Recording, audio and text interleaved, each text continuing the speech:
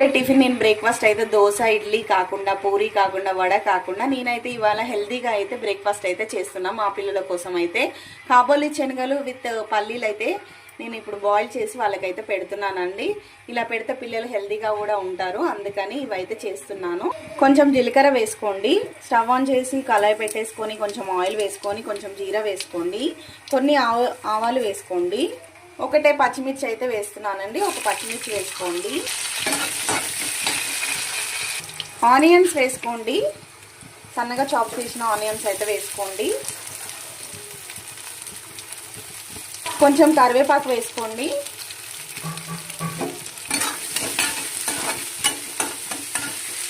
చూడండి నేను ఎంతో ముందుగానే ఉడికించి పెట్టుకున్నానండి, బాయిల్ చేసి పెట్టుకున్నాను. చూడండి ఈ విధంగా అయితే ఉడికిపోయాయి. కొన్ని పల్లీలు కాబోలి శనగలు అయితే వేసి నైటే నానబెట్టేసుకున్నాను. దీంట్లో కొంచెం పసుపు సాల్ట్ అయితే వేసి ఉడికించుకున్నానండి. కొంచెం కారం వేసుకోండి, కొంచెమే వేసుకోండి,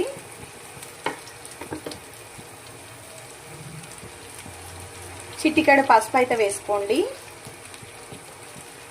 చిటికెడు సాల్ట్ వేసుకోండి. ఆల్రెడీ నేను బాయిల్ చేసేటప్పుడే వేసేసుకున్నానండి, ఇప్పుడైతే కొంచెం వేసుకుంటున్నాను. ఇవన్నీ మంచిగా కలుపుకోవాలి. మరీ వేగిపోవద్దండి ఆనియన్స్, కొంచెం పచ్చి పచ్చిగా ఉంటేనే బాగుంటుంది తినేటప్పుడు. నార్మల్గా వేగిపోతే అయిపోతుంది, సరిపోతుంది. ఇప్పుడు మనం ముందుగా ఉడికించి పెట్టుకున్నవి అయితే వేసేసుకుందామండి. ఇంకా బ్రేక్ఫాస్ట్ అయితే రెడీ అయిపోయింది. హెల్తీ అండ్ టేస్టీ బ్రేక్ఫాస్ట్ అయితే రెడీ అయిపోయింది. టేస్టీగా చాలా బాగుంటుంది. మార్నింగ్ ఇలా తింటే చాలా బాగుంటుంది. ఒకవేళ నా వీడియో కనుక మీకు నచ్చినట్టయితే లైక్ చేయండి, సబ్స్క్రైబ్ చేసుకోవచ్చు కదండి. By bye friends.